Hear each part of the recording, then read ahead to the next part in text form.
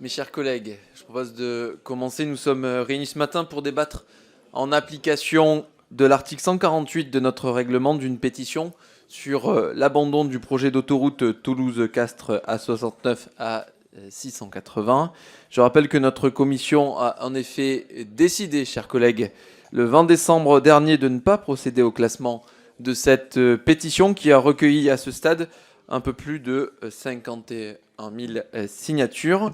Nous voici donc réunis pour débattre de cette pétition, ce qui permettra d'évoquer sur le fond le sujet de l'autoroute A69. Je rappelle que nous avons désigné une rapporteure, Madame Huguette Thiekna, qui a procédé à plusieurs auditions et qui était ouverte à l'ensemble des commissaires. Elle pourra ainsi, dans un propos liminaire, nous apporter des éléments d'éclairage. Puis nous en viendrons au débat proprement dit. Je rappelle, mais je pense que tout le monde a ce point bien à l'esprit, que cette réunion donnera lieu à l'établissement d'un rapport constitué à la reproduction du texte de la pétition et du compte-rendu de notre débat, comme le prévoit l'article 148 de notre règlement. En particulier, il ne s'agira pas de voter, important, chers collègues, s'il vous plaît, important, il ne s'agira pas de voter pour ou contre la pétition, ni pour ou contre l'autoroute A69, mais bien sûr, permettra de reconnaître les positions de chacun à cet égard. Important de l'avoir en tête. Par rapport au vote, Monsieur Bonny, qui vous me regardez avec des interrogations. Et pour terminer, chers collègues, sachez que nous sommes là dans une procédure un peu inédite, puisque c'est la première fois, et je pense qu'on peut s'en réjouir, quoi qu'on pense du sujet sur le fond, que nous débattons d'un sujet qui a été proposé par des citoyens. Je pense que ça participe à notre volonté de lier démocratie participative et représentative. Je ne serai pas plus long et je laisse la parole à notre rapporteur. Merci, Monsieur le Président. Chers collègues, bonjour. Mon intervention durera une dizaine de minutes et elle a pour objet de vous livrer les éléments essentiels à nos échanges de ce jour. Après notre réunion du 20 décembre dernier, j'ai procédé à des auditions auxquelles ont participé plusieurs collègues et collaborateurs. La première audition, le 8 janvier dernier, a été celle des premiers signataires, comme le prévoit notre règlement, à savoir le collectif La Voix est libre, par respect pour le droit de pétition. C'est un usage ancien qui remonte dans notre société au Moyen Âge et que la Révolution française a défini comme le droit prescriptible de tout homme en société. Il a toujours été nécessaire, même dans un système de démocratie représentative, de disposer de canaux directs de dialogue entre élus et citoyens, et la pétition en est un. Cela ne retire rien à la légitimité des élus, qu'ils soient nationaux ou locaux, qui provient du suffrage universel et dont le mandat, nous le savons tous, s'exerce en permanence à l'écoute de nos concitoyens. Cela ne retire rien non plus à la liberté de décision des parlementaires, puisque, je le rappelle, l'article 27 de la Constitution prévoit que tout mandat impératif est nul.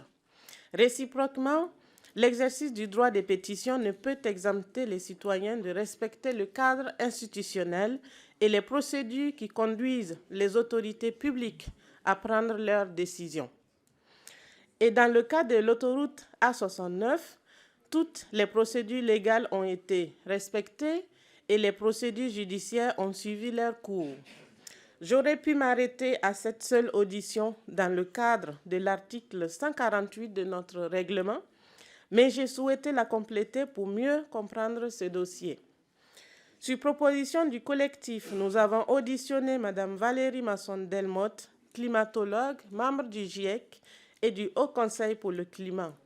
Le collectif Laurent Gay, sans bitume, ainsi que M. Jacques Thomas, qui est un expert en génie écologique et qui a fortement critiqué le dossier de la concession sur les zones humides concernées par le chantier. J'ai également entendu la société Atosca, qui est le concessionnaire autoroutier, ainsi que des élus locaux, à savoir M. Jean-Luc Gibelin, qui est le vice-président de la région Occitanie en charge des mobilités et des infrastructures de transport. M. Jean-Marc Ballaran, qui est maire de Sainte-Croix et président de l'Association des maires du Tarn. M. Jacques Auberti, maire d'Aigues-Vives et président de l'Association des maires de Haute-Garonne. Les présidents des conseils départementaux de Haute-Garonne et du Tarn, M. Sébastien Vincini et M. Christophe Ramon, ont également été sollicités et ont rappelé par écrit leur position connue dans les deux cas de longue date. Il en a été de même pour M. Michel Bossy, qui est le président de la Chambre du commerce et d'industrie du Tarn, et pour M. Maxime Lacoste, qui est le conseiller municipal de Saint-Sulpice-la-Pointe, au nom d'élus locaux opposés à l'autoroute. J'ai enfin convié les 4 principaux syndicats agricoles à s'exprimer et 2 ont répondu à mon invitation. Il s'agit de la FNSEA et de la Confédération paysanne. Après ce rappel, j'évoquerai rapidement l'évolution du dossier de l'A69, puis j'en viendrai à la pétition. L'A69 est un projet très ancien d'aménagement du territoire puisqu'il remonte à l'année 1994. L'objectif est de dynamiser le bassin de la population et d'emploi de Castres et de Mazamet. L'idée d'origine était d'élargir à 2 fois 2 voies la route nationale 126, assurant la liaison entre Toulouse et Castres. Mais elle a été écartée en 2010 et le choix s'est dirigé vers une autoroute concédée, privée et à péage.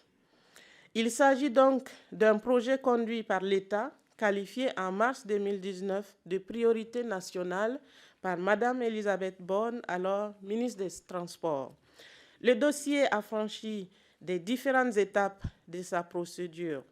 De fin 2016 à mars 2023 sont intervenues l'enquête préalable à la déclaration d'utilité publique, la procédure d'attribution de la concession autoroutière, l'avis favorable de l'autorité de régulation des transports au contrat de concession, le décret approuvant le contrat de concession, l'enquête publique au titre de l'autorisation environnementale et la délivrance de celle-ci. Les travaux ont commencé après près de 400 personnes sur le terrain. Avec près de 400 personnes sur le terrain, la pétition porte donc sur un chantier en cours et non sur un projet. La moitié des ouvrages d'art est réalisée et la mise en service de l'autoroute est programmée pour la fin de 2025. C'est un élément qu'il convient de rappeler. Une première conclusion s'impose. La question de l'A69 n'est pas juridique au sens où toutes les procédures ont été respectées et les recours judiciaires ont suivi leur cours. Elle est politique, elle porte sur l'utilité du projet.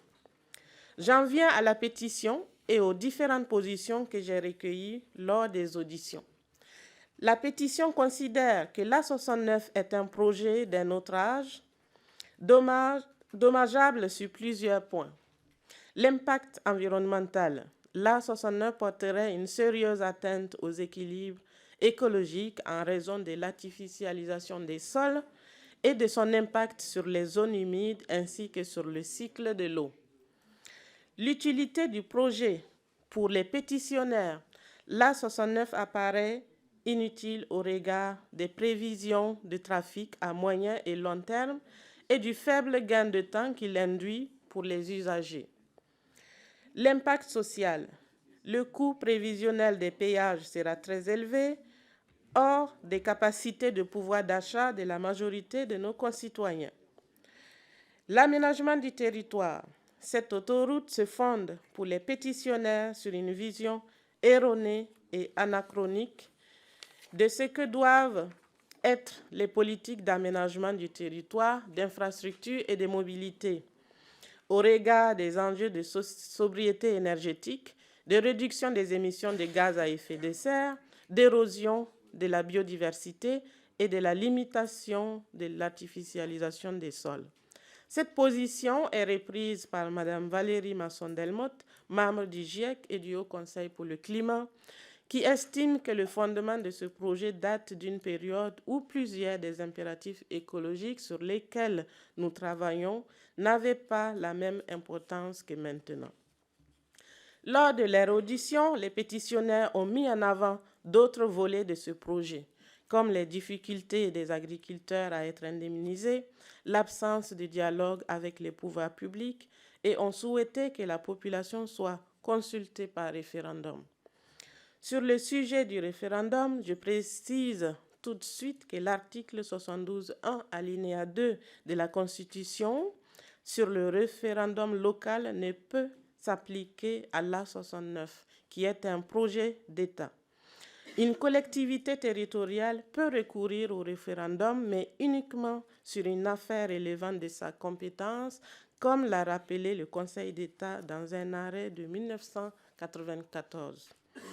L'avis des pétitionnaires du collectif La Voix est libre a été complété par celui d'un autre collectif, l'Oraguais sans bitume, qui nous a interpellés sur les enjeux globaux de santé publique liés au chantier, notamment à la présence de 2 centrales à enrober, au trafic routier et au report des trafics. J'en viens à l'avis des présidents d'associations d'élus locaux. Ces présidents se sont prononcés à la marge sur la pétition car ils estimaient ne pas avoir de mandat de leur association pour le faire. Ils ont en revanche donné leur avis sur le projet d'autoroute et il m'apparaît qu'une majorité claire d'élus est en faveur de cette autoroute. Mais majorité ne signifie certes pas unanimité. Plusieurs élus sont réservés ou opposés à ce projet. Cette situation n'a rien de surprenant. Je connais peu de projets publics en France qui suscitent l'unanimité. La présidente de la région Occitanie a fait état à plusieurs reprises de son accord avec le projet afin, comme nous l'a indiqué M. Jean-Luc Gibelin, vice-président de la région en charge des mobilités et des infrastructures, de rééquilibrer le territoire régional.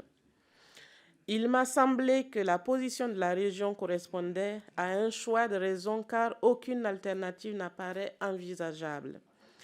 Le coût de la modernisation et du doublement de la ligne ferroviaire entre Toulouse et Castres est évalué à 1,1 milliard d'euros et l'État n'est pas disposé à dégager une telle dotation. Le président de l'Association des maires du Tarn nous a rappelé que 1000 élus, maires ou conseillers municipaux sur les 4000 que compte le département avaient signé une motion en faveur de l'autoroute, chiffre que l'on peut considérer significatif. Dans sa contribution écrite, le président du conseil départemental du Tarn considère que l'autoroute est attendue par une majorité d'habitants et par les tissus économiques et qu'elle constitue, je le cite, une absolue nécessité. L'avis du président du département de Haute-Garonne est différent. S'il ne souhaite pas remettre en cause les engagements de son prédécesseur, il indique que la Haute-Garonne, partenaire financier minoritaire du projet, avec 0,08% du total, ne mettra pas un centime de plus et surtout, il appelle l'État à écouter les scientifiques et à réinterroger un projet conçu il y a 30 ans. Il considère qu'au regard du défi climatique, ce type d'infrastructure pose question. Enfin, la Chambre de commerce et d'industrie du Tarn nous a fait part, dans sa contribution écrite, de son soutien constant et très ferme à ce projet. Telles sont, pour résumer, les positions des élus locaux et consulaires. Nos collègues de Haute-Garonne et du Tarn, présents dans notre commission, ont naturellement toute liberté d'infirmer mes propos. Mais je ne pense pas avoir trahi ici l'esprit des auditions ou la lettre des contributions écrites que chacun et chacune ont reçues. Je n'oublie pas, dans ce rappel les agriculteurs, Les compensations pour inclusion d'emprise ne sont pas encore réglées, faute de constitution de réserves foncières suffisantes par anticipation, point que la Chambre d'agriculture a mis en avant en 2021. Le règlement des dossiers pourrait encore prendre plusieurs années, même si le nombre de contentieux est très bas. 158 exploitations sont concernées par l'A69, qui sépare en deux des terrains ou reconfigure leurs limites et certaines situations sont difficiles à vivre humainement. Chers collègues, j'ai essayé de résumer en quelques minutes plus de 11 heures d'audition, ce qui m'a conduit à simplifier à l'extrême leur teneur, parfois très critiques, comme en matière d'hydrologie ou de terrains agricoles. Au-delà de ces résumés, il m'apparaît que deux éléments centraux se dégagent pour notre débat. La pétition vise à créer un champ de force politique à l'encontre d'un équipement qui a franchi toutes les étapes juridiques. Débattre sur la pétition conduit en fait à débattre sur l'utilité de l'A69. On ne peut en revanche remettre en cause les procédures qui se sont régulièrement déroulées. Le second porte sur le fonctionnement de la démocratie représentative. L'État a opéré un choix. Les procédures administratives et judiciaires ont été respectées. Une majorité d'élus locaux se prononce en faveur du chantier et avance comme motivation première leur fort attachement à une décision prise démocratiquement. À défaut, toute contestation, toute pétition peut remettre en cause un projet et rendre inopérant le rôle des élus. Cela n'empêche pas ces élus de s'interroger sur nos procédures d'enquête publique et de consultation des citoyens, de leur adaptation au monde d'aujourd'hui. C'est un point sur lequel le président de l'Association des maires de Haute-Garonne a beaucoup insisté et il s'agit sans doute pour notre commission du développement durable un champ de réflexion. Le sujet de l'A69 n'est pas clos à l'Assemblée nationale puisqu'une commission d'enquête sur le montage juridique et financier de l'A69 va prochainement commencer ses travaux. J'ai conscience que le débat de ce jour va frustrer les pétitionnaires puisqu'il ne sera procédé à aucun vote, ni sur la pétition, ni sur l'A69. Rappelons qu'une pétition a pour rôle essentiel d'alerter, mais c'est bien aux élus que la décision revient, telles que sont conçues nos institutions. Je vous remercie et j'en ai fini, Monsieur le Président. Merci, Madame la rapporteure. En rappelant quand même, chers collègues, qu'il faudra voter pour la publication du rapport. Non, pardon. Très bien. Nous en venons pour les orateurs des groupes. Pour le groupe Renaissance, la parole est à Jean Terlier. Merci, Monsieur le Président, Madame la rapporteure, chers collègues. En propos liminaire, je voulais remercier Madame la rapporteure très sincèrement pour la qualité de l'organisation de ce débat, pour le cycle d'audition qu'elle a mené, et je m'associe à ces conclusions qui reflètent évidemment l'ensemble des auditions que nous avons pu mener, en regrettant peut-être que parmi les opposants qui étaient censés représenter les opposants à l'autoroute A69, on ait eu très peu de présence à ces auditions, beaucoup de collègues représentés, mais assez peu présents, ce qui est un peu dommageable pour le débat que nous avons aujourd'hui. Une démarche qui, je dois vous le dire, et vous l'avez rappelé, Monsieur le Président, est inédite, mais quelque peu baroque, vous l'avez rappelé. Ce débat n'a pas vocation à se prononcer sur la poursuite ou l'arrêt de la 69. La commission des DAT, mais aussi également l'Assemblée nationale, n'a ni la compétence, évidemment, ni la légitimité pour se prononcer sur la poursuite de ce projet autoroutier qui n'est plus un projet, et vous l'avez rappelé, Madame la rapporteure, qui est aujourd'hui un chantier. Les deux auditions que nous avons menées ont eu néanmoins pour intérêt, au moins sur 2 points, et vous l'avez là aussi également rappelé, de rapporter la preuve, s'il en était besoin de l'unanimité des élus et des forces vives de ce territoire du sud du Tarn en défense de ce projet autoroutier. Nous avons auditionné l'AMF, les chambres consulaires, y compris même les agriculteurs, et vous l'avez rappelé, c'est 158 agriculteurs qui sont impactés sans exploitation, et nous avons à l'issue seulement 3 contentieux, c'est-à-dire que le concessionnaire a en amont fait le nécessaire avec la Chambre d'agriculture pour permettre que les agriculteurs soient correctement indemnisés. Donc une unanimité et une volonté unanime de la part des forces vives de ce territoire d'avancer sur ce chantier autoroutier. Un deuxième point aussi également peut-être sur le fait que ce projet qui est aujourd'hui un chantier a pour objectif la réduction de l'impact environnemental. On a une discussion dans le cadre d'une procédure sur évidemment l'autorisation environnementale, mais il a été rapporté que tant sur les zones humides, tant sur la replantation d'arbres, on a ici un projet qui est exemplaire en la matière. Je conclurai d'un mot simplement pour vous dire que aujourd'hui ce chantier est avancé, c'est 50% des crédits qui ont été engagés. Il y a un projet de territoire qui aujourd'hui est bien conforme, et donc cette réalisation de cette infrastructure autoroutière, elle a besoin d'avancer dans la sérénité pour désenclaver le sud du Tarn et permettre que les habitants retrouvent évidemment toute l'attractivité dont ils ont besoin. Rassemblement national, et il va de soi, chers collègues, ne vous inquiétez pas, je sais. Donc on est à 2 minutes 40, et donc si les collègues veulent s'exprimer jusqu'à 2 minutes 40, ils pourront le faire, aucune inquiétude. Pour le groupe Rassemblement national, la parole est à Frédéric Cabrelier. Merci, Monsieur le Président. Ces 2 auditions, c'est clair, ont été intéressantes, mais nous réaffirmons le respect de la décision publique et la primauté de la démocratie représentative sur la démocratie participative. Ces auditions, je le rappelle, ont été déclenchées, vous l'avez dit, après le début des travaux. Il a été également, si on reprend les arguments, il a été dit par ceux qui sont contre cette autoroute qu'il y avait eu une absence de dialogue. Il faut rappeler qu'il y a eu en amont donc, des travaux, il y a eu 500 réunions publiques, et la dernière enquête publique a donné lieu à 6300 observations et 3800 contributions.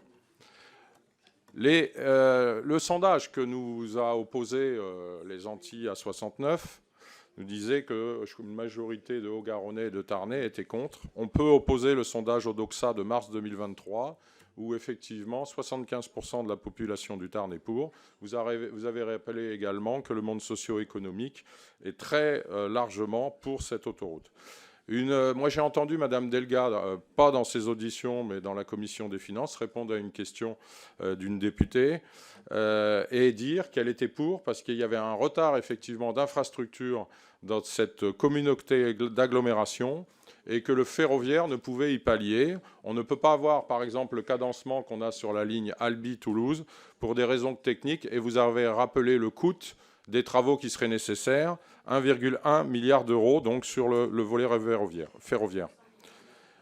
Sur le volet environnemental, parce que c'est surtout de cela dont on a parlé, je rappelle que 87 millions d'euros vont être investis par le concessionnaire et les différents intervenants sur la partie environnementale. 5 fois plus d'arbres vont être plantés que d'arbres qui sont détruits. Il y aura le développement du covoiturage, puisque 2 aires de covoiturage vont être mises en plus des 4 qui sont prévues par le concessionnaire. Le passage dans le village, certes, pose des problèmes pour ceux qui ne voudraient pas prendre l'autoroute, mais il y a des aménagements qui sont annoncés, par exemple dans le village de Piloran. Je rappelle également qu'il va y avoir une création d'une véloroute et d'une voie verte de 60 km. Sur les zones humides, il y aura plus d'hectares qui vont être recréés que d'hectares qui vont être impactés. Et je termine également. Le seul argument, moi, qui m'a marqué, que je peux valider, c'est la pollution engendrée par les 2 usines d'Enrobé, qui sont d'ailleurs mobiles et qui posent problème. Pour le groupe La France Insoumise du PES, la parole est à Anne Stenbach, Terre Noire. Merci, Monsieur le Président. La 69, le projet qui a réussi à faire l'unanimité de plus de 2000 scientifiques contre lui, dont des spécialistes du GIEC.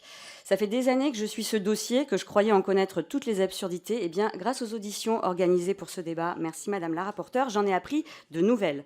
Saviez-vous, chers collègues, que pour l'étude des zones humides détruites, ce n'est pas du tout exemplaire, Monsieur Terlier, puisque seulement un quart du protocole annoncé a été suivi, et surtout sur un postulat erroné quant à l'origine des zones humides. Résultat, sur 55 hectares de zones de compensation, seulement 11 sont potentiellement restaurables, et du fait de l'erreur d'analyse de départ, eh bien, ça ne fonctionnera même pas. Donc la compensation, zéro, et je ne parle même pas des arbres centenaires qu'on prétend remplacer par des arbustes. Saviez-vous également que si les promoteurs de l'A69 n'ont que le mot désenclavement à la bouche, l'activité agricole, elle, eh bien, elle va être enclavée par l'autoroute. Plus de 300 hectares de terres agricoles fertiles artificialisées, le travail du sol de toute une vie détruit, des parcelles démembrées, le risque de sécheresse accru, le transport et la circulation des engins ralentis et compliqués. Alors que les agriculteurs viennent de nous hurler leur colère dans le pays, voilà que ce projet aussi les a méprisés au bénéfice de quelques intérêts économiques privés. Et non, Madame la rapporteure, aucune alternative à cette catastrophe n'a été étudiée sérieusement. Et ce n'est pas moi qui le dis, c'est l'autorité environnementale dans son rapport. Il y a 10 ans déjà, des élus locaux finançaient une étude sur le réaménagement de la nationale 126, que l'autoroute double littéralement, je le rappelle. Bref, balayé. L'an dernier, un incroyable travail citoyen proposait une alternative innovante et écologique, balayé aussi, méprisé. Madame Delga a martelé qu'une alternative ferroviaire était impossible, car elle coûterait plus d'1 milliard. Eh bien, il y a 15 jours, il a été démontré que ce chiffre était faux et que 100 millions suffiraient. Donc, ça n'a pas non plus été réellement étudié. J'ai honte, en fait, parce que l'aménagement du territoire, ça devrait être enthousiasmant. Ici, on devrait porter des projets pour la transition écologique, pour la préservation du vivant et l'adaptation au changement climatique. Là, on parle d'un projet d'un autre temps, destructeur et injuste, qui n'a plus rien pour le défendre, si ce n'est l'entêtement des pouvoirs publics et du concessionnaire. Gagner quelques minutes de trajet pour tant de dégâts écologiques, sociaux et même démocratiques, c'est inacceptable aujourd'hui. Nous sommes la commission du développement durable et de l'aménagement du territoire. Ce projet, il a tout faux sur les deux tableaux. Et nous devrions unanimement demander son abandon et à minima l'attente du jugement sur le fond, car non, le recours sur le fond n'a pas encore été donné. Je vous remercie. Merci. Pour le groupe Les Républicains, la parole est à Nicolas Ray. Merci, Monsieur le Président. Ce matin, il a été décidé de nous faire débattre sur l'opportunité du projet de l'autoroute A69 entre Castres et Toulouse. Un sujet qui a fait déjà donné lieu à de nombreux débats en local, un projet attendu depuis de nombreuses années, un projet soutenu par la présidente de région, Madame Delga, le président du conseil départemental du Tarn. Mais cette autoroute n'est déjà plus un projet, puisque c'est un chantier en cours, déjà bien avancé, et ce débat pour abandonner la 69 est donc inutile ou en tout cas bien tardif. Ce débat révèle aussi la lourdeur de nos procédures actuelles qui portent à 25 ans la durée requise pour valider un projet d'infrastructure dans notre pays, sans pour autant le prémunir de remises en cause ultérieures. Le cas de Notre-Dame-des-Landes en a été un exemple frappant, un projet pourtant validé par un référendum local. Ainsi, en France, un projet soutenu par une majorité peut être mis à mal par quelques opposants. On voudrait prouver l'inutilité du peuple et de ses élus qu'on ne ferait pas autrement. Ce débat illustre aussi l'inefficacité de notre droit environnemental qui, croyant satisfaire les exigences environnementales, ne fait qu'alourdir la facture des projets pour souvent un bénéfice nul en termes de diversité. Une route est une route et débattre de ses bienfaits pour la nature est assez démagogique. C'est à l'aune des avantages espérés pour la communauté urbaine, l'attractivité économique, le gain de temps, la sécurité, la fluidité du trafic qu'il faut mesurer la pertinence de ces projets. On parle aussi beaucoup aujourd'hui de routes décarbonées, mais pour cela, il faut encore des routes dans notre pays. L'insuffisance des crédits routiers dans les CPER, l'abandon des routes aux régions et le recours très récurrent aux concessions privées, et comme c'est le cas sur ce projet, c'est un aveu d'échec de la capacité de l'État à porter une vraie politique forte pour les transports et l'aménagement de nos territoires. Il faut mettre un terme à ce route bashing permanent. Nous nous opposerons donc au projet d'abandon porté par cette pétition et nous réclamons du gouvernement une politique ambitieuse pour des infrastructures de mobilité modernisées et sécurisées, une condition essentielle pour le désenclavement et le développement de nos territoires. Merci, chers collègues. Pour le groupe démocrate, Modem et indépendant, la parole est à Laurent Eskenegox. Merci, Monsieur le Président, Madame la rapporteure, chers collègues. L'autoroute A69 n'est pas un projet théorique, c'est un chantier qui a débuté il y a plusieurs mois, une réalité pour tous ceux qui vivent dans ce territoire, comme moi, puisque ce tracé borde ma circonscription et traverse même Avandine, près du village où je suis né et où vit encore ma mère.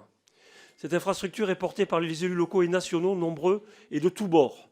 Il est soutenu par les chefs d'entreprise, les commerçants et une large majorité des habitants. On peut disserter sur les sondages, mais la réalité est que tous les élus qui soutiennent ces projets, les maires, les conseillers départementaux, les députés comme mon collègue Jean Terlier ou encore la présidente de région Carole Delga, de région 1, ont été élus et réélus. C'est la preuve que les Tarnais, les Haut-Garonnais concernés par cette autoroute, ceux qui sont concernés, souhaitent qu'elle voie le jour. Je ne nie pas que cette autoroute soit contestée, on l'entend derrière moi, mais le projet, bien qu'ancien, répond à des besoins toujours d'actualité. Il permettra de désenclaver le sud du Tarn et profitera aux habitants du sud de ma circonscription, à Revel, dont les liens avec Castres sont nombreux. Dans nos territoires ruraux et excentrés, la voiture demain électrique reste et restera une solution de mobilité incontournable. Cela d'autant plus que les projets alternatifs ne sont pas viables ni réalisables. S'opposer à la 69, c'est condamner nos territoires à une déprise économique et accroître encore la concentration des habitants dans nos grandes métropoles, là où vivent les gens qui contestent, au prix d'une urbanisation incompatible avec nos objectifs écologiques. Nous avons besoin de villes moyennes, fortes, qui permettent à des emplois locaux de se développer, des services publics de se maintenir, des territoires de rester attractifs. Ce débat provoqué par une pétition est utile et légitime. Cependant, dans notre état de droit, nous devons respecter les procédures. L'ensemble des recours ont été rejetés et le projet a fait l'objet de toutes les autorisations nécessaires. Les travaux ont déjà commencé, ce n'est plus le moment de s'y opposer. J'invite donc mes collègues à soutenir ce chantier de l'A69 parce qu'il émane d'un besoin du territoire, parce qu'il est soutenu par les élus locaux et les habitants et parce qu'il a été autorisé en suivant les procédures légales de notre pays. Je vous remercie. Merci, chers collègues. Avant de laisser la parole à Gérard Le Seul, simplement si on pouvait s'écouter, chers collègues, si on pouvait s'écouter, toutes les personnes qui souhaitent prendre la parole peuvent prendre la parole. C'est un débat, notamment après que les orateurs de groupe se soient exprimés. Donc c'est important parce qu'un certain nombre de collègues m'ont fait des messages comme quoi les micros étaient trop forts. Donc ils sont trop forts tout simplement parce que les orateurs veulent parler au-dessus du bruit ambiant. Pour le groupe socialiste et apparenté, la parole est à Gérard Le Seul. Merci, Monsieur le Président. Madame la rapporteure, chers collègues, le projet d'autoroute A69 qui vise à relier Castres à Toulouse a suscité une opposition notable, principalement en raison de ses impacts environnementaux. Avec plus de 51 000 signataires, la pétition que nous examinons aujourd'hui vient interroger notre commission sur l'abandon du projet d'autoroute Toulouse-Castres. Que la représentation nationale, que notre commission travaille sur des sujets initiés par la voie pétitionnaire conformément à l'article 148 de notre règlement est une très bonne décision. Avec les collègues du groupe socialiste et apparenté, nous souhaitons saluer le travail mené avec objectivité par notre rapporteur depuis le 8 janvier pour auditionner les différents acteurs et pour recueillir leur vision de ce projet. Les différentes prises de position ont bien montré qu'il subsiste une tension entre ceux qui considèrent que le projet répond au double enjeu de mobilité et de désenclavement de Castres et du Sud-Tarn et ceux qui considèrent que l'impact environnemental est disproportionné. Pour ce qui est des mobilités, il est important de rappeler que la ligne de train qui relie Castres à Toulouse ne dispose que d'une seule voie de circulation, ce qui limite fortement la fréquence des trains entre les deux villes. De plus, cette ligne n'est pas électrifiée, ce qui impose de faire circuler des locomotives diesel. Une mise à niveau de la voie ferrée nécessiterait un investissement dont le chiffrage connaît des écarts importants selon les différents interlocuteurs. En ce qui concerne l'infrastructure routière existante, il semble que le développement de cet axe ne soit pas ou plus possible en raison de l'emprise foncière limitée de l'urbanisation qui s'est faite au fil des années. Du point de vue environnemental, il est évident que la construction d'une infrastructure autoroutière entraîne l'artificialisation de plusieurs dizaines d'hectares naturels et arables, mais aussi d'une modification du milieu, sans compter les aménagements ultérieurs qui pourraient poursuivre l'artificialisation des sols. Il est clair que l'avenir de nos mobilités ne peut plus passer par l'autoroute qui privilégie bitume et vitesse. L'autoroute n'est pas le modèle d'aménagement du territoire à privilégier. Sur le désenclavement du Sud-Tarn, le développement des solutions alternatives semble avoir été balayé par l'État depuis la présidence Sarkozy. C'est regrettable. Il ne semble pas envisageable d'arrêter ce chantier, mais le développement des mobilités collectives sur cette autoroute reste posé. La question des compensations, et notamment des zones humides, reste posée. Sont-elles suffisantes? La tarification des péages est-elle satisfaisante? L'interrogation sur les aménagements périphériques subsiste. Bref, Changeons de paradigme sur les mobilités et le routier à l'avenir. Je vous remercie. Merci. Pour le groupe Horizon et Apparentés, la parole est à Vincent Thiébaut. Oui, merci Monsieur le Président. Mes chers collègues, tout d'abord, nous tenons à saluer la démarche, l'initiative effectivement issue de cette pétition qui nous a permis d'avoir le débat. Toutefois, on peut s'interroger de la pertinence de ce débat, sachant qu'aujourd'hui, on ne parle plus d'un projet, c'est d'un chantier. Quoi qu'il sera dit ici dans cette commission ne changera strictement rien effectivement à ce chantier qui a été lancé, et je rappelle qu'il a été appuyé par l'ensemble des acteurs locaux. Faisons confiance aussi à nos acteurs locaux, les élus, les acteurs économiques, la population qui, après 500 réunions publiques, ont soutenu ce projet. Donc il est difficile ici pour notre part de donner un avis n'étant pas sur le territoire. Toutefois, aujourd'hui, je voudrais quand même appuyer le fait que si on est très sensible effectivement au nombre de chantiers et d'infrastructures qui ont des impacts environnementaux, et moi j'ai pu le voir notamment sur un projet comme le contournement ouest de Strasbourg, qui a été largement décrié il y a quelques années, mais qui aujourd'hui quand même permet à la zone la plus dense du Bas-Rhin de pouvoir sortir des seuils critiques en termes de qualité de l'air, et qui justement reporte la mise en œuvre de la ZFE. On voit aussi la pertinence de ce projet qui pourtant a été à l'époque bien critiqué. Donc pour notre part, effectivement, ce débat nous interroge sur sa pertinence, et en tout cas, nous n'avons pas à juger en tout cas de la pertinence et de la valeur de ce que les acteurs locaux, les acteurs économiques, la population ont décidé pour notamment le désenclavement. L'aménagement de territoire, c'est aussi permettre au territoire de pouvoir se connecter sur la ligne ferroviaire. Nous l'avons vu effectivement, il n'y a pas de ligne ferroviaire directe aujourd'hui entre Castres et Toulouse. En faire une aurait certainement un impact tout aussi important que faire une autoroute. Le véritable sujet après du sujet de l'autoroute, c'est aussi la décarbonation de mobilité. Et nous sommes bien conscients que dans le sujet de la multimodalité, les routes aujourd'hui ne sont nécessaires, notamment pour nos territoires et pour assurer la mobilité de toutes et de tous au niveau national. Voilà, merci. Monsieur le Président, merci. Chers collègues, pour le groupe écologiste NUPES, la parole est à Madame Christine Arrigui. Oui, merci, Monsieur le Président. Madame la rapporteure, chers collègues. Alors, je voudrais, dans mon propos liminaire, d'abord vous remercier, Monsieur le Président, pour le respect de votre engagement. Ce débat en est le fruit, cela mérite d'être souligné. Merci également à Madame la rapporteure de ne pas s'en être tenue, contrairement à ce qui avait été dit par Monsieur le Président, au débat de ce jour, et d'avoir organisé plusieurs auditions à ce sujet. Alors, nous devons ainsi nous réjouir du fait que nos concitoyens se saisissent de ces outils de participation de la vie démocratique. Cette précision me semble utile au regard des accusations d'instrumentalisation que l'on a pu entendre par moments lors des auditions menées par Madame la rapporteure. Alors sur le fond maintenant, mes chers collègues, peut-on nier l'absurdité environnementale et l'aberration sociale que dénonce cette pétition? Peut-on nier la forte opposition locale au projet? Assurément pas. Sur l'absurdité environnementale, cela a été dit, ce projet d'autoroute concentre les contradictions de la politique de transition écologique et d'aménagement de territoire actuelle, je n'y reviendrai pas. Ensuite, l'aberration et l'injustice sociale. Alors l'argument majeur de la défense du projet repose sur le fait qu'il permettrait de lutter contre la pauvreté.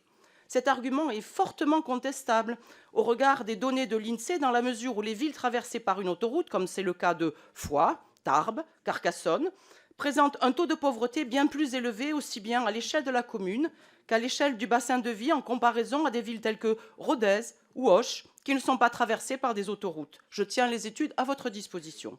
On peut donc aisément conclure que l'autoroute n'est certainement pas une garantie à la baisse de la pauvreté. Aussi, à ce stade, si elle voyait le jour, la 69 deviendrait la deuxième autoroute la plus chère de France.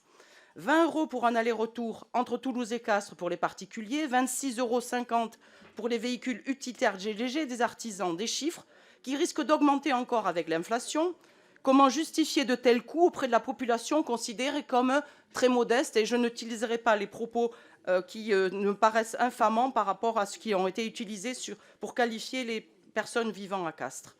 L'aberration et l'injustice sociale, doublée de l'absurdité environnementale, suscite une forte opposition locale qui soulève des enjeux vraiment démocratiques.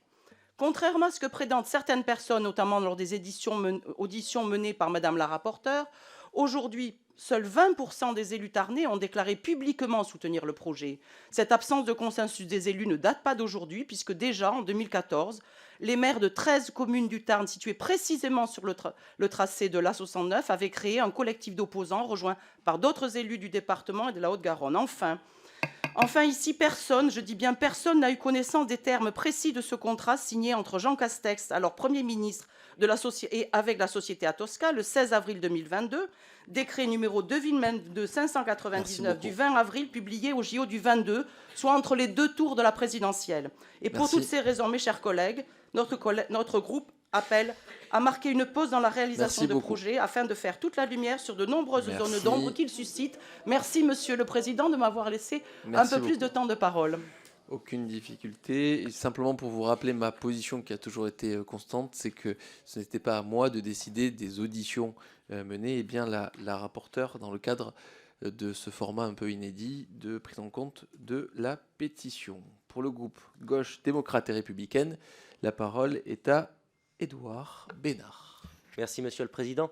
La pétition que nous avons à discuter aujourd'hui n'ouvre pas un débat qui, nous le savons, est déjà ouvert depuis la genèse de ce projet. Néanmoins, elle témoigne de l'intérêt public pour celui-ci et des contradictions qu'il porte. Et il convient de saluer, comme l'a fait Madame Harriguet avant moi et vous-même, Monsieur le Président, cet exercice démocratique. Ma jeunesse dans ces rangs ne m'a pas permis de suivre attentivement ces auditions, mais je m'y suis penché attentivement a posteriori. Et en dehors de la posture, avec le groupe GDR, nous nous rangeons aux arguments des plus de 50 000 pétitionnaires. Un projet d'autoroute inutile, destructeur de l'environnement et socialement injuste. Cette autoroute dont on peut douter de l'utilité, à laquelle sont opposés différents projets à la faveur de davantage de liaisons de bus et de trains et le réaménagement ponctuel de l'actuel RN 126, le rapport d'enquête publique sur la 69 assure de son côté qu'aucune démonstration concrète d'un impact économique favorable, en l'occurrence, n'est présentée ni aucun chiffrage évalué.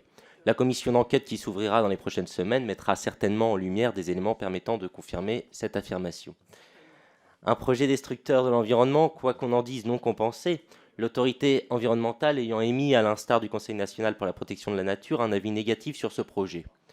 Je cite, « Ce projet routier, initié il y a plusieurs décennies, apparaît anachronique au regard des enjeux et ambitions actuelles de sobriété, de réduction des gaz à effet de serre et de la pollution de l'air, d'arrêt de l'érosion de la biodiversité et de l'artificialisation du territoire et d'évolution des pratiques de mobilité. » Ces opposants ont reçu par ailleurs le soutien d'environ 1500 scientifiques, dont 10 co-auteurs du GIEC et des représentants de l'IPBES, lesquels ont appelé directement le président de la République à renoncer à ce projet, je le rappelle.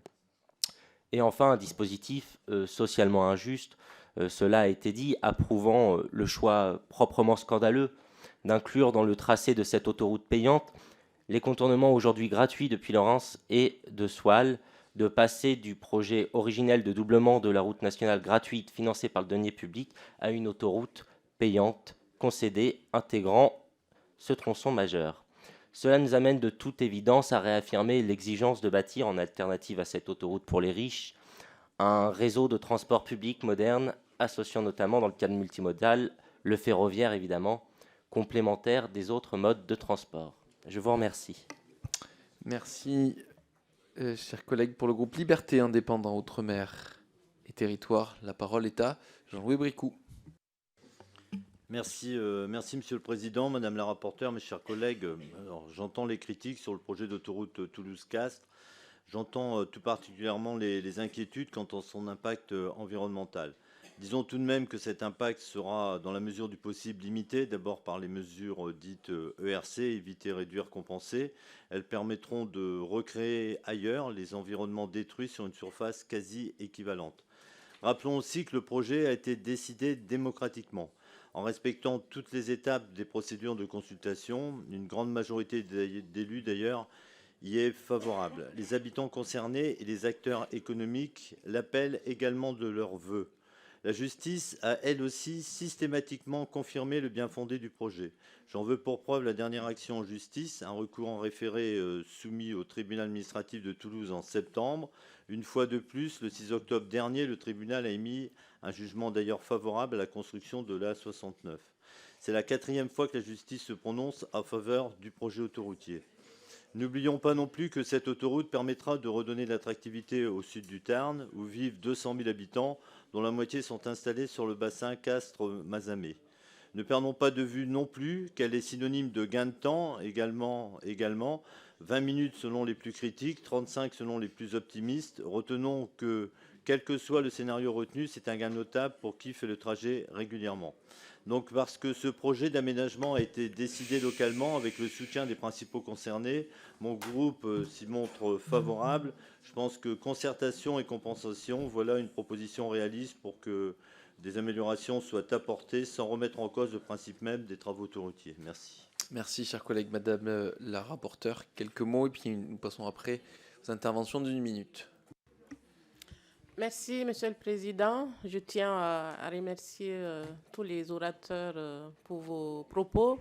Je rappelle donc qu'il n'y a pas nécessité de répondre à des questions puisqu'il n'y a pas eu de questions des orateurs.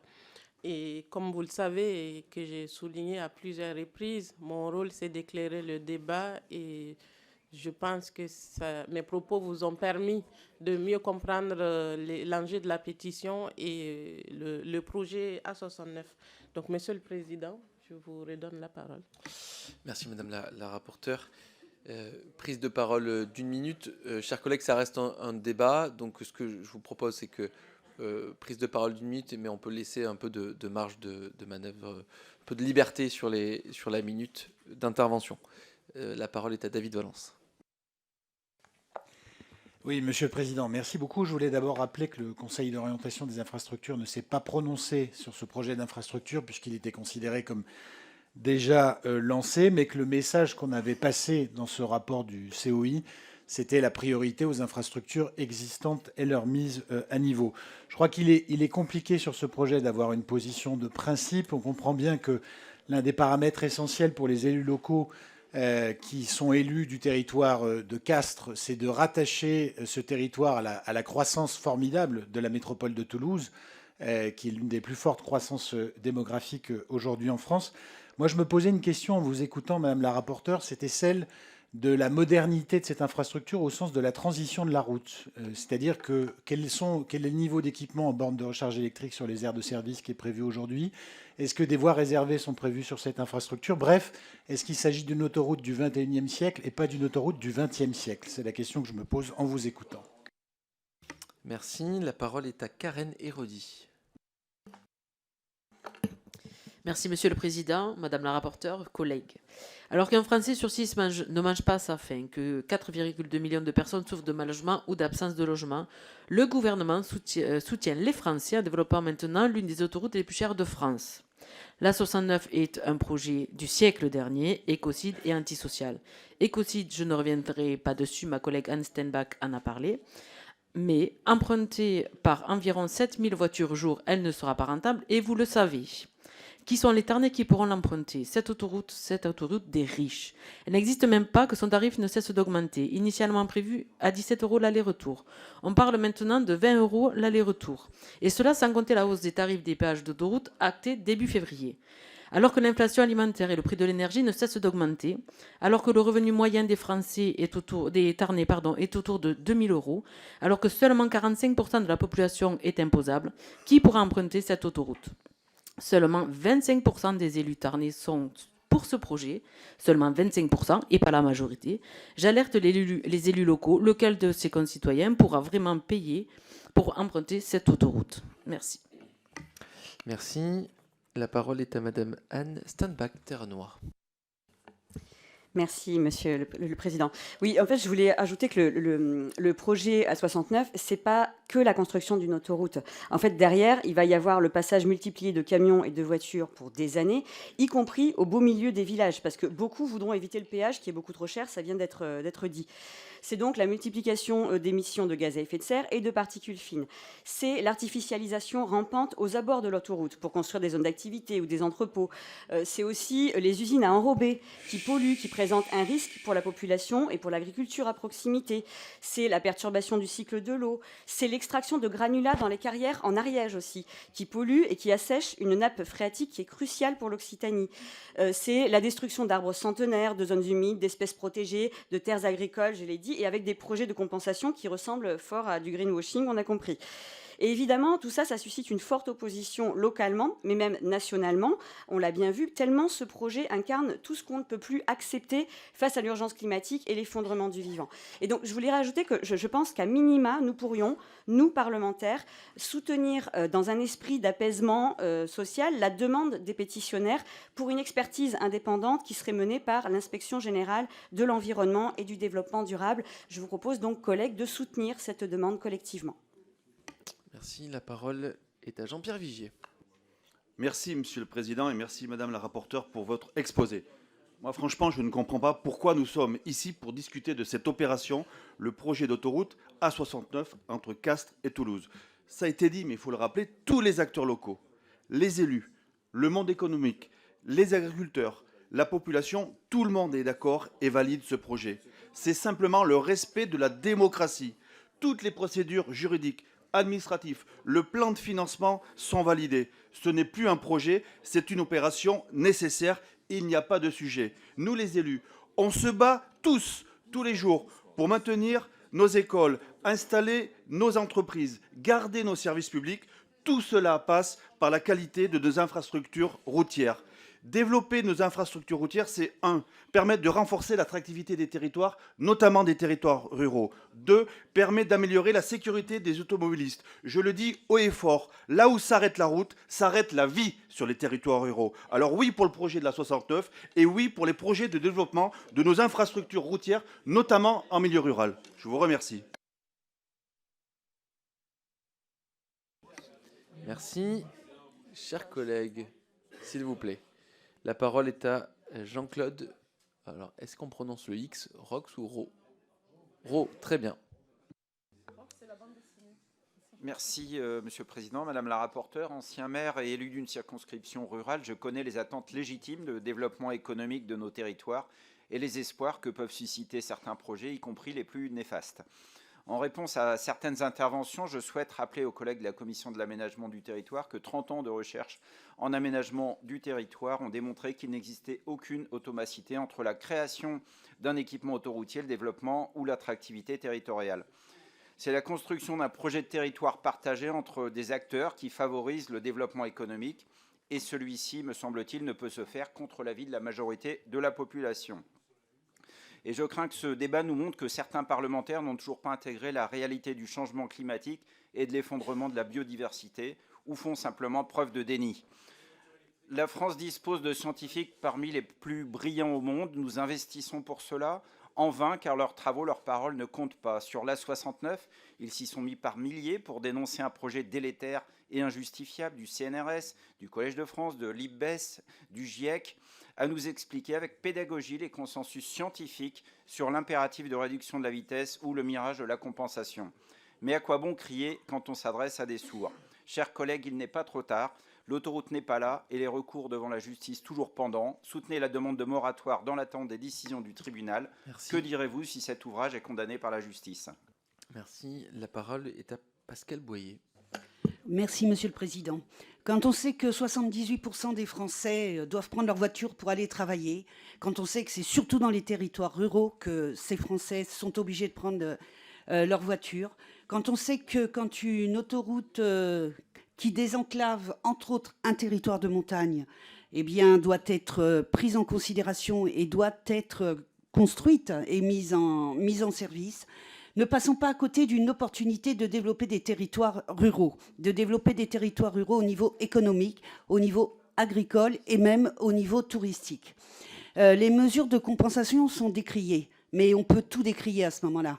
Et quand effectivement on a des pétitions qui sont aussi signées par des populations urbaines qui ne connaissent pas forcément la vie des territoires ruraux et des gens qui travaillent et des personnes qui travaillent qui vivent et qui travaillent dans les montagnes et dans les territoires ruraux, eh bien effectivement c'est compliqué. C'est compliqué et c'est aussi facile de pouvoir décrier ce genre d'infrastructure. Alors ne passons pas à côté d'une opportunité qui permet de développer des territoires.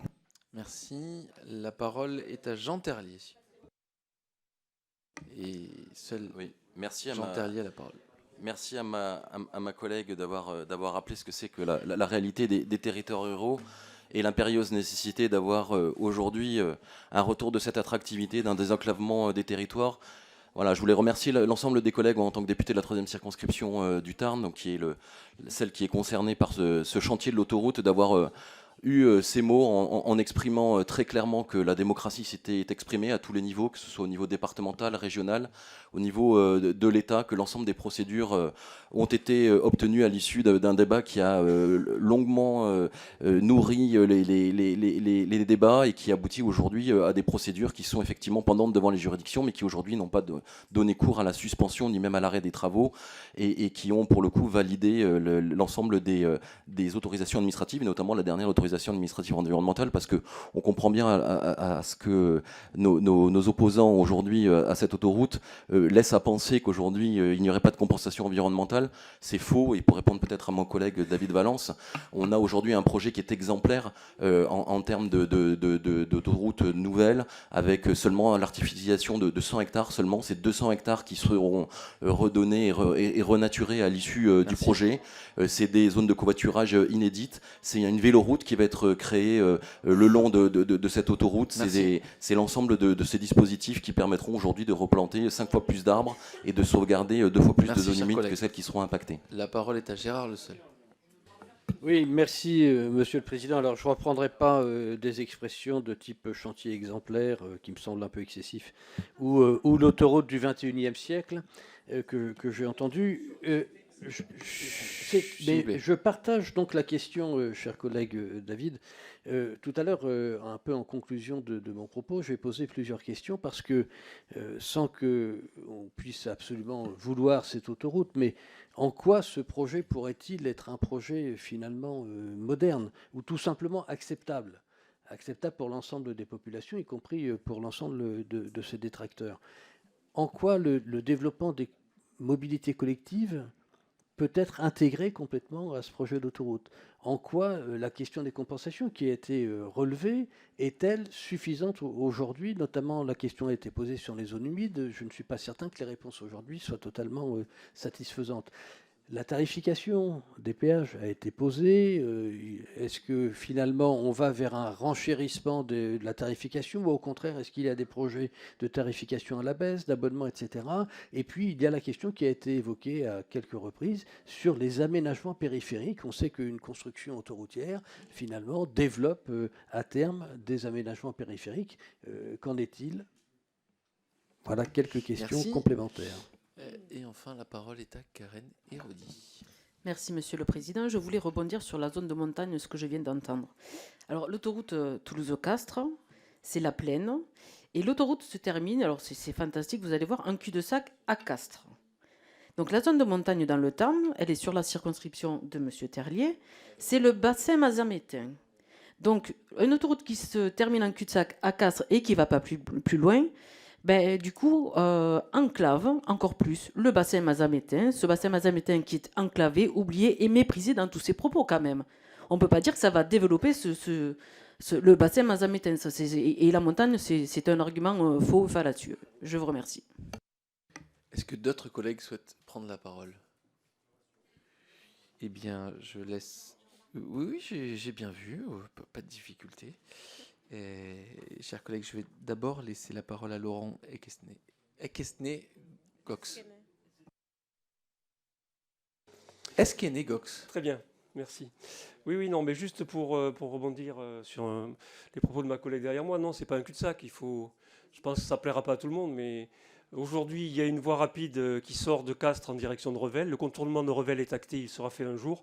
Et un jour, Revel sera raccordé à Castres. Le développement économique de ces deux villes est lié. On va terminer avec Madame Boyer. Madame Boyer. Non, notre collègue a très bien expliqué. Je souhaitais rebondir sur le sujet du cul-de-sac. Et tant soit peu, ce serait un cul-de-sac. Je ne vois pas pourquoi on ne pourrait pas désenclaver même un territoire de montagne. Merci. Madame la rapporteure. Je vous en prie, Madame Arrigui. Oui. Dans ce dossier, ce qui me frappe, y compris à la commission de développement durable, où il me semble que ceux qui y participent et celles qui y participent sont particulièrement sensibles aux questions de transition écologique et aux questions de souveraineté alimentaire et tous les sujets d'aménagement du territoire. Et je pensais y trouver d'autres propos que ce que je peux entendre à la commission des finances. Il se trouve en réalité que j'entends finalement quasiment les mêmes. Mais ce qui me frappe surtout, c'est qu'il y a des affirmations qui sont faites qui ne reposent sur aucune réalité. Je l'ai dit tout à l'heure rapidement dans mon intervention, mais le fait qu'une ville ou un bassin de vie soit relié par une autoroute n'est absolument pas le gage d'une activité économique particulière. Et donc, comme manifestement ça a été répété malgré tout après, je donne quelques chiffres. Donc le taux de pauvreté, c'est les chiffres de l'INSEE. Donc vous allez sur Internet, je n'ai rien inventé. Le taux de pauvreté de Castres, c'est 20%. Et le taux du bassin de vie, c'est 16%. Le taux de pauvreté de Auch, qui n'est pas relié par une autoroute, mais par une double voie, le taux de pauvreté de Auch, c'est 18%, et son taux de bassin de vie, c'est 13%. Le taux de pauvreté de Foix, qui est relié par une autoroute, c'est 20%. Le taux de bassin de vie, 17%. Je peux aller ainsi. Le taux de pauvreté de Tarbes, relié par une autoroute, c'est 26%. Et le bassin de vie, c'est 15%. Le taux de pauvreté de Perpignan, c'est 32%. Et le bassin de vie, c'est 24, et pourtant relié par une autoroute. Et donc, à un moment donné, je pense que si on veut échanger de façon apaisée et de façon objectivée, encore faut-il qu'on se renseigne et que, comme les scientifiques, on écoute leurs paroles, au lieu de répéter sans cesse des affirmations qui ne reposent sur aucune réalité, ni statistique, ni scientifique. Merci. La parole est à David Valence. Merci, Monsieur le Président, de me donner l'opportunité de préciser ce que j'ai dit tout à l'heure. Quand j'ai parlé d'autoroute du XXIe siècle, ça n'était pas une affirmation, mais une question, puisque, comme je l'ai dit, le COI n'est pas entré dans ce projet que je ne connais pas.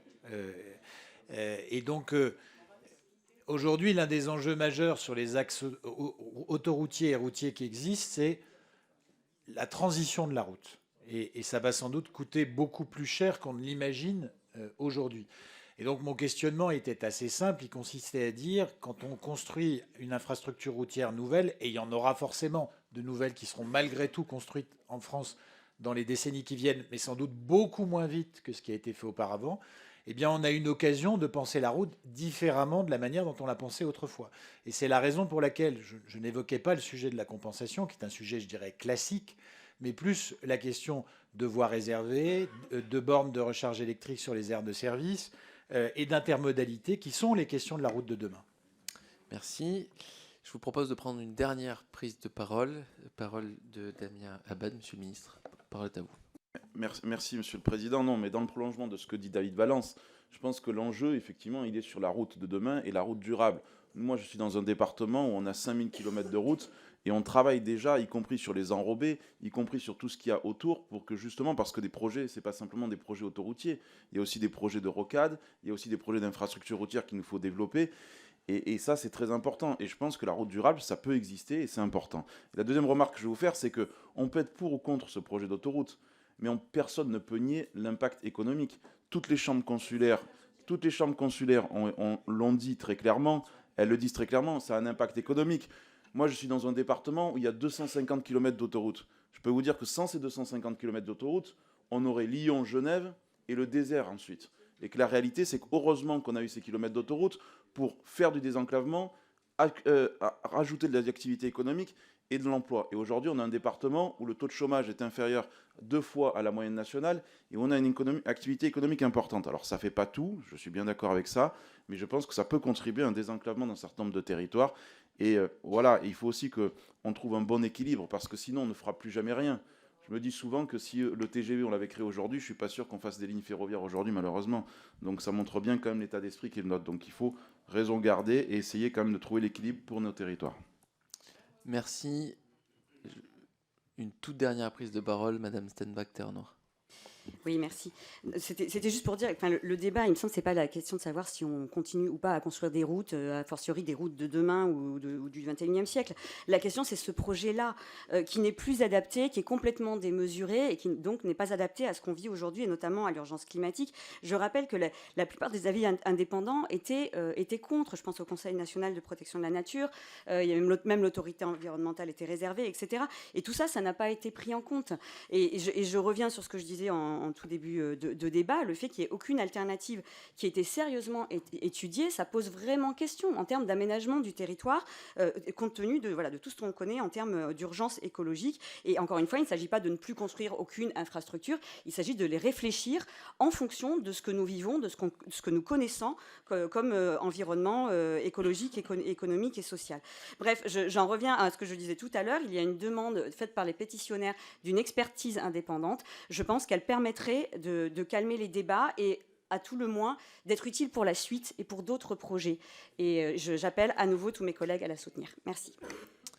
Il y a un débat, je comprends, intermajorité présidentielle. Jean Terlier voulait répondre à David Valence. Mais c'est vraiment la dernière prise de parole. Vraiment la dernière et sur le fond pour vraiment répondre à David Valence sur cette autoroute. Il y a des éléments, je voudrais faire parvenir, qui sont disponibles de la part du concessionnaire. C'est une autoroute qui sera réalisée sans barrière de péage. Notamment pour permettre la question des flux qui va là-dessus être un élément intéressant. C'est je l'ai dit, la question du véloroute aussi qui va être créé tout le long de cette infrastructure autoroutière dans le cadre du projet de développement.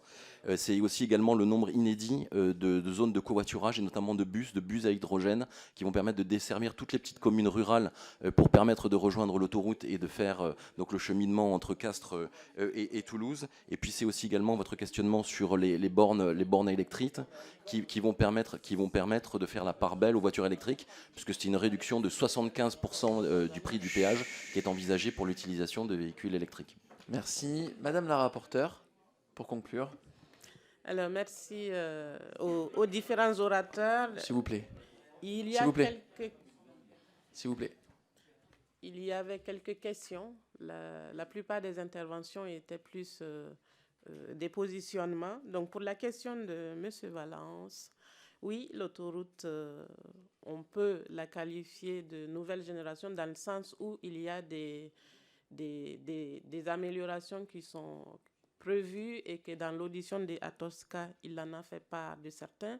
Il s'agit notamment de la présence de voies réservées au transport en commun, l'existence de bornes électriques doublées de voies cyclables. Il faut savoir aussi que dans l'aménagement des territoires, il y a des mesures que nous-mêmes avons votées dans la loi mobilité qui sont en train d'être déployées naturellement dans toutes les collectivités, que ce soit à Figeac, dans le Lot ou que ce soit dans le Tarn. Donc la modernisation des voies se déploie indépendamment des projets en cours et bien entendu pour l'A69.